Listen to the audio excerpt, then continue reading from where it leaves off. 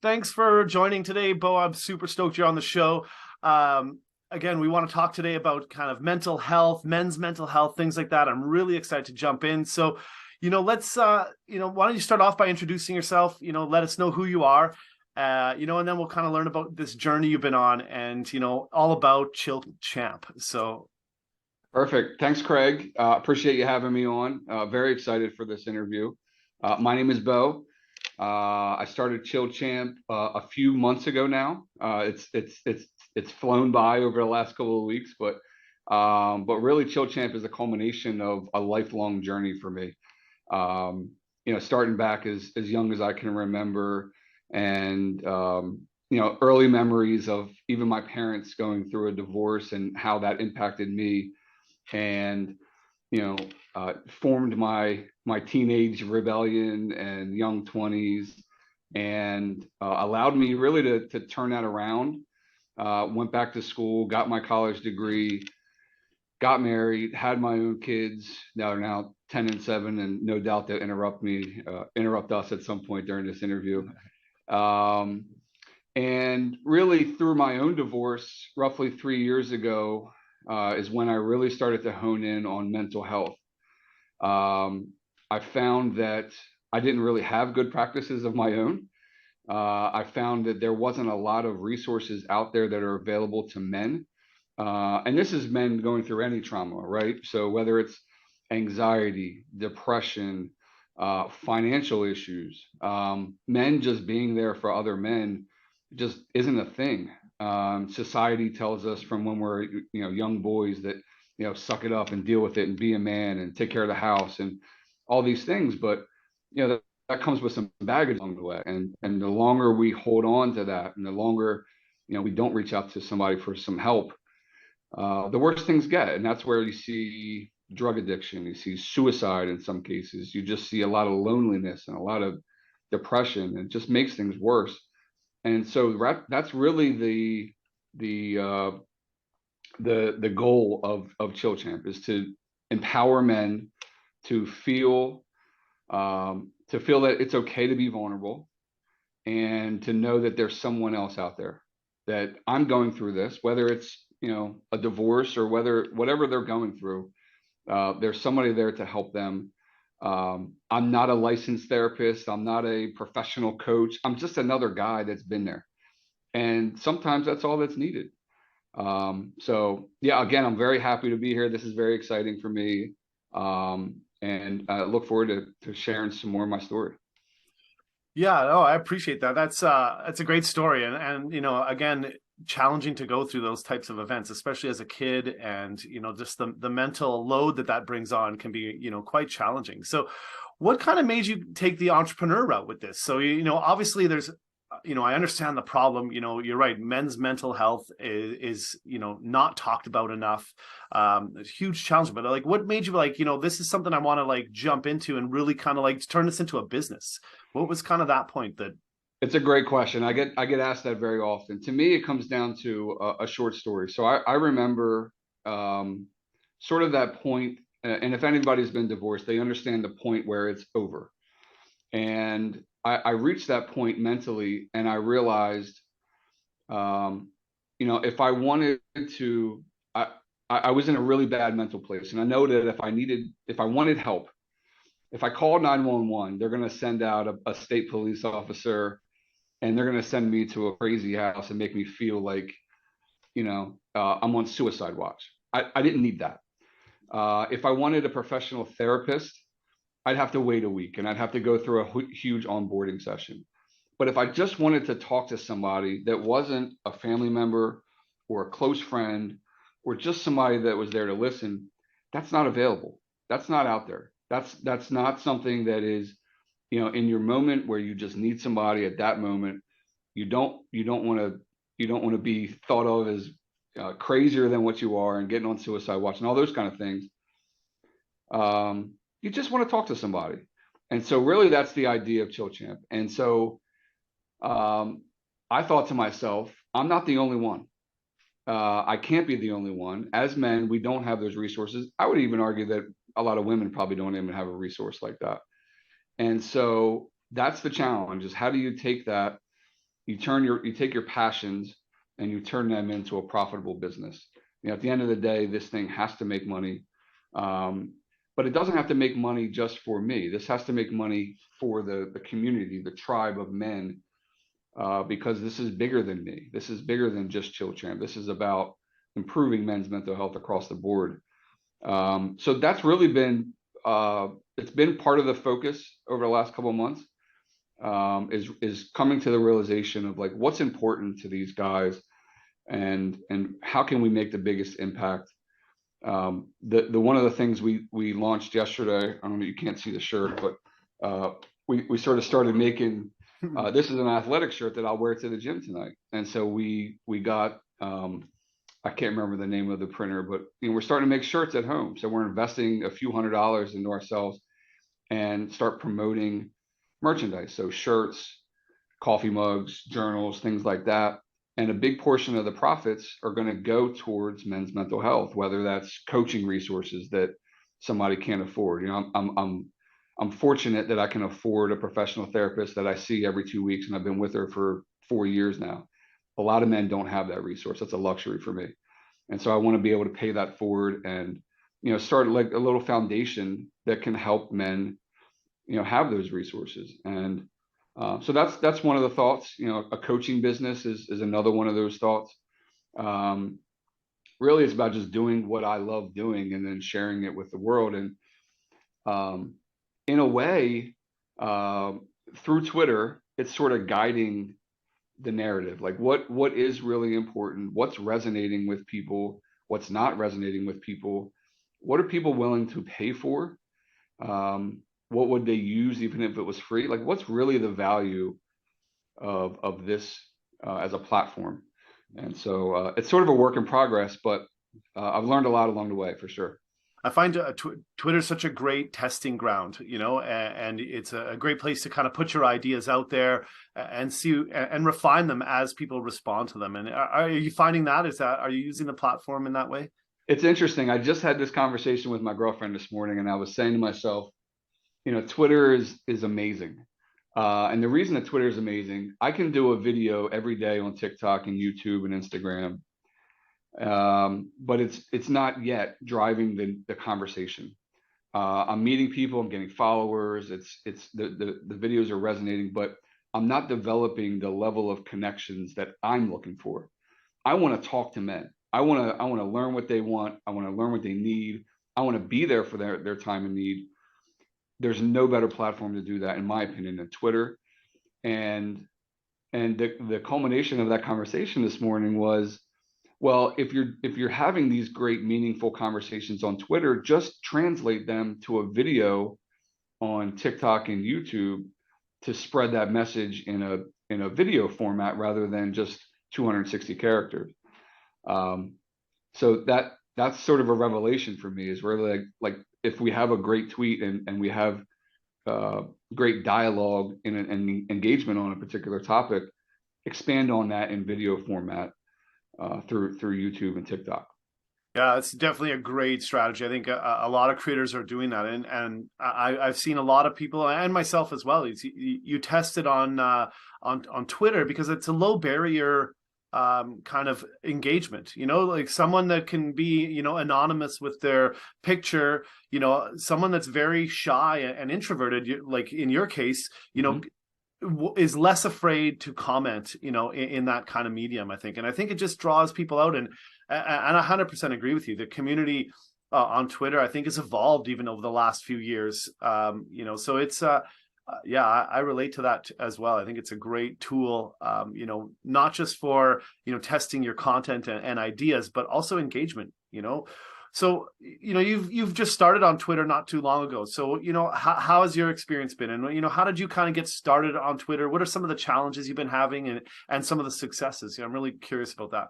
Yeah, it's a great question. So I've been an active Twitter user for probably a few years, but as a consumer, I'm willing to admit that I sat back and I watched other people, and I was a normal consumer of tweets.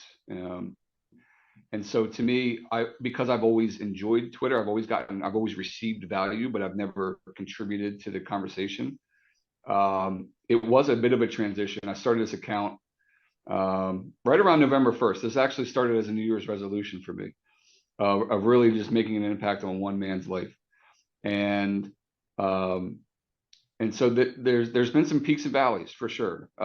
One thing I noticed, tweet threads are a great means of engagement for those that already have a following.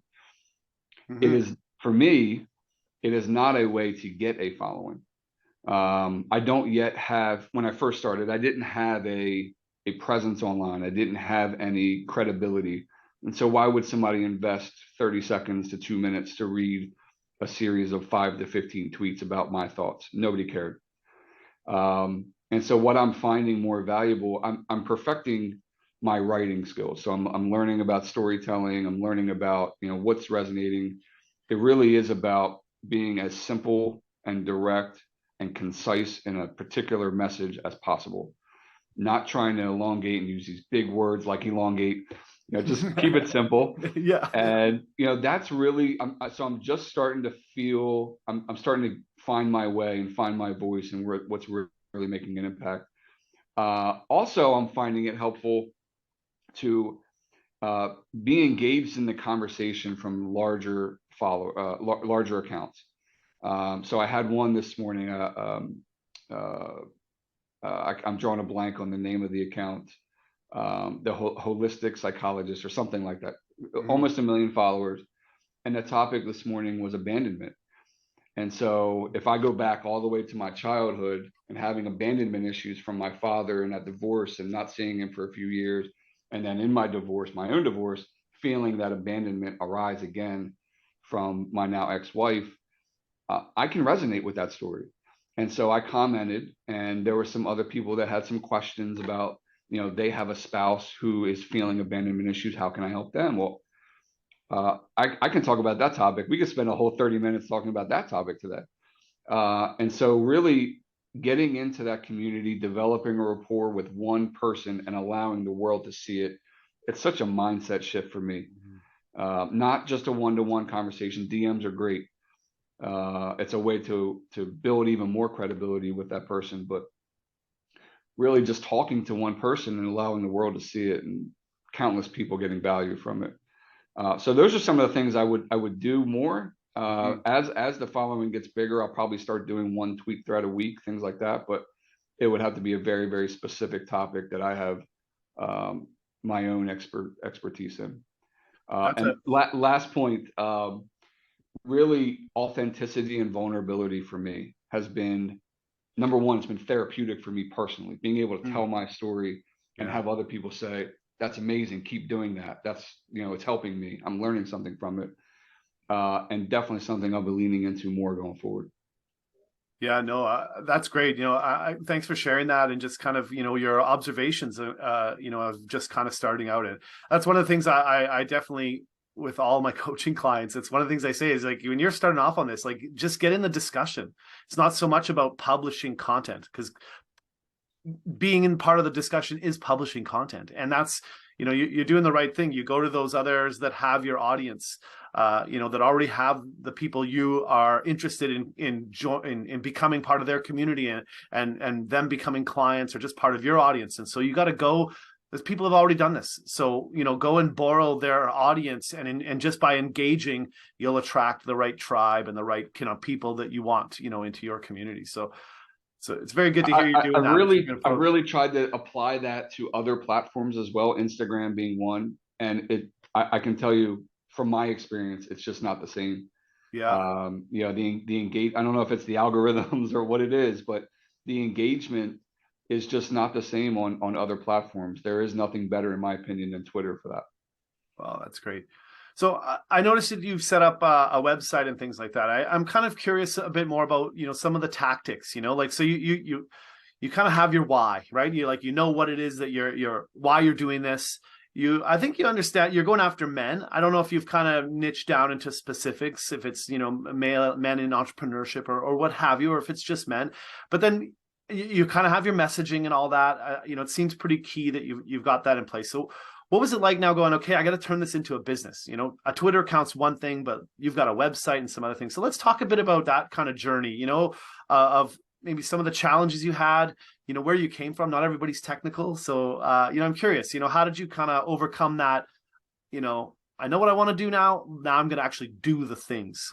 Yeah, it's been an incredible journey, and honestly, that's where my two passions align. So I've been working in industrial automation for 20 something years. People would know that as robots and building packaging machines and serving manufacturers across the United States. So I now that's a complete shift from uh, automating online, right? So Mm-hmm. how do I build as a solopreneur? How do I build out systems that allow me to do the work of five as a one man band? That's really like the challenge, right? So how do we nurture one person along the way to eventually get to a sale? I can say the first challenge I had was I went in early with the niche of divorced men, men that are divorced or that are going through a divorce or separated or they're having relationship issues, whatever the case may be. It was too narrow. It was too narrow as a beginner in this world, and so quickly, sort of step back to, okay, well, I'm passionate about men's mental health, and divorcees are a small niche within that. But so are people that deal with anxiety and depression and drug abuse and whatever the trauma is that they're dealing with. And so, um, yeah, so the thought process was, okay, well, I have an idea. Now I need a website and I need social media accounts. So social media accounts are easy. I didn't want to go the Gumroad route. I felt like that was just it didn't allow me to show my personality, right? So Gumroad is nice if you have a document or a service you want to sell and you don't really care about developing a rapport with someone. And it felt a little bit like soulless to me. Like, here I am, this is what I do, go buy it or don't. I wanted something that could be a community one day. I wanted something that I could still sell products on. I could sell a coaching service on. I found Podia. This is not promotional in any way. I'm not getting paid for this, but Podia.com is a website that I've done well with. It's got a great, easy website tool, and if you do coaching, if you do products, if you do community building, it's a great resource. Um, Cool.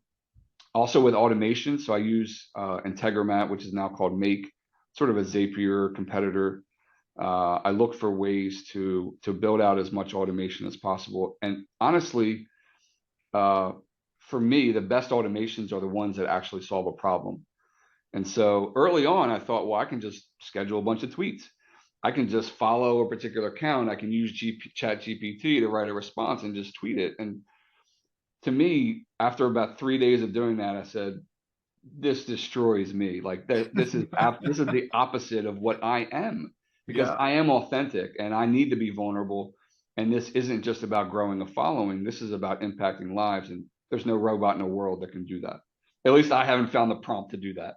And Yeah, I relate to that, and I'm actually starting, it's interesting. I'm starting to see more blowback. I yes, saw a tweet this morning about, these AI replies, where people are just trying to like, automate the AI replies and I get that, I get it's easy and all that, but I think people like the BS filters kind of clicking in for a lot of people, they start to see it and recognize it. So yeah, I agree. I'm not that's not the automation I'm looking for. that's right. There's things to automate, and that's not it.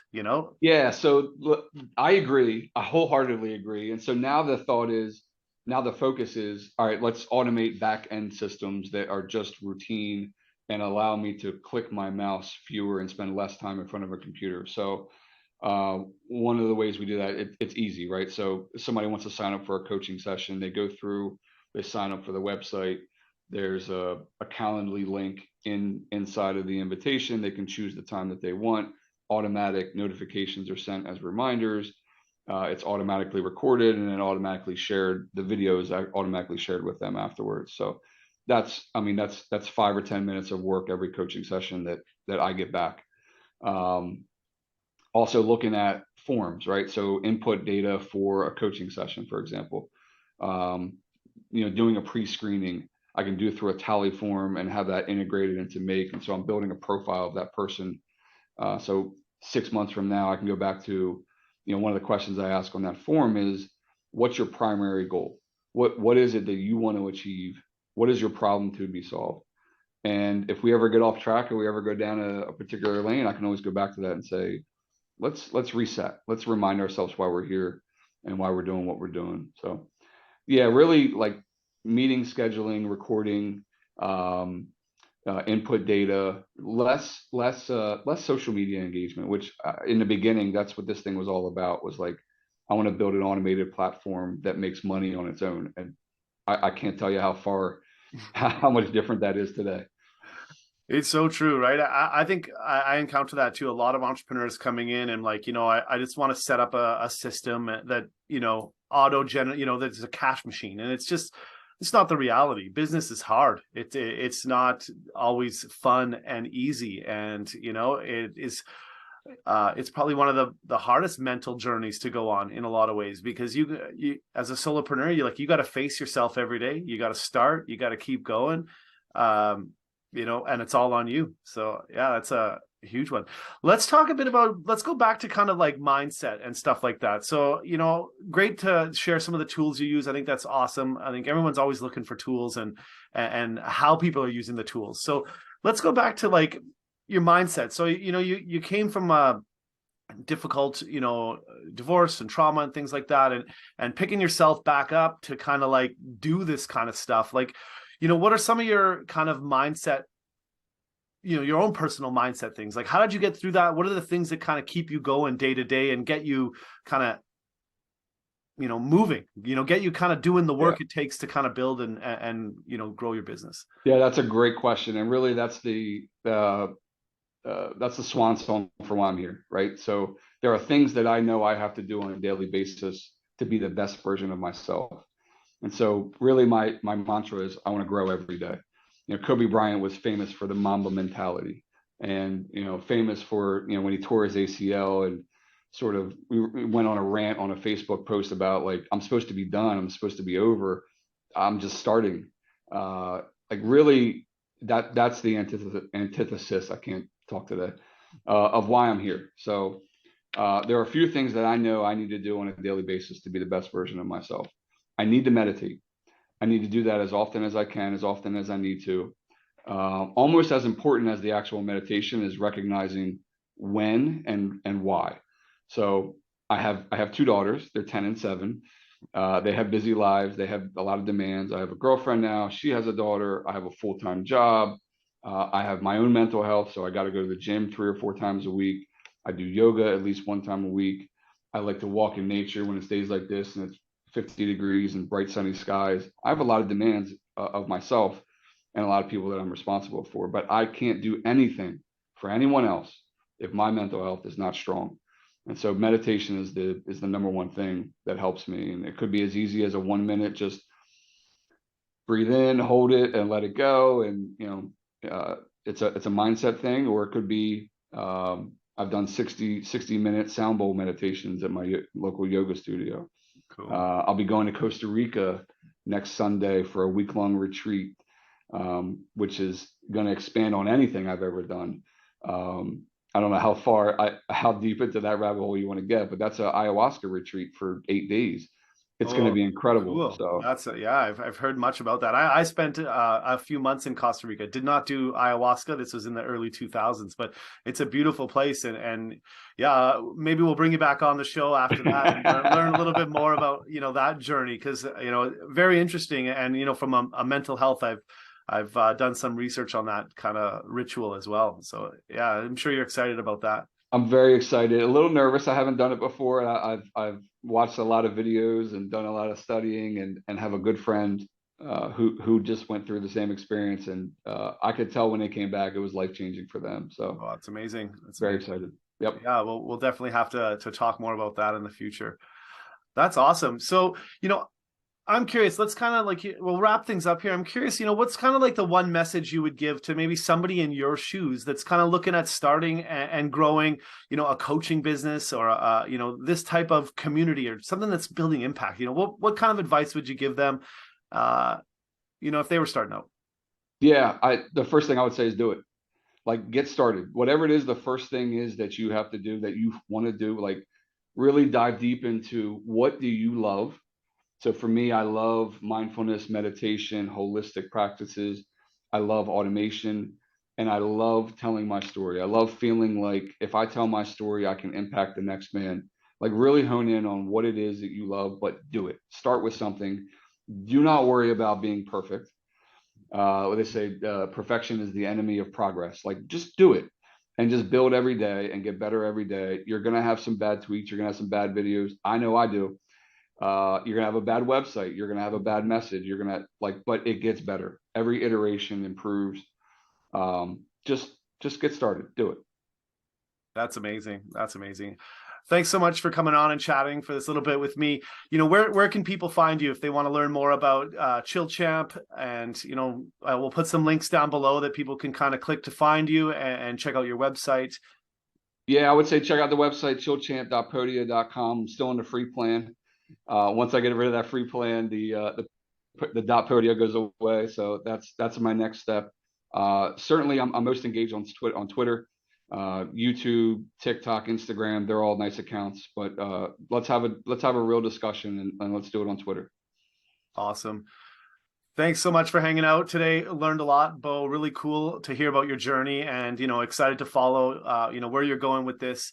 Again, everybody here, make sure you go check out Bo, can follow his stuff, and we'll look forward. Hopefully everyone's learned a little bit about what we're doing here, and thanks again for showing up.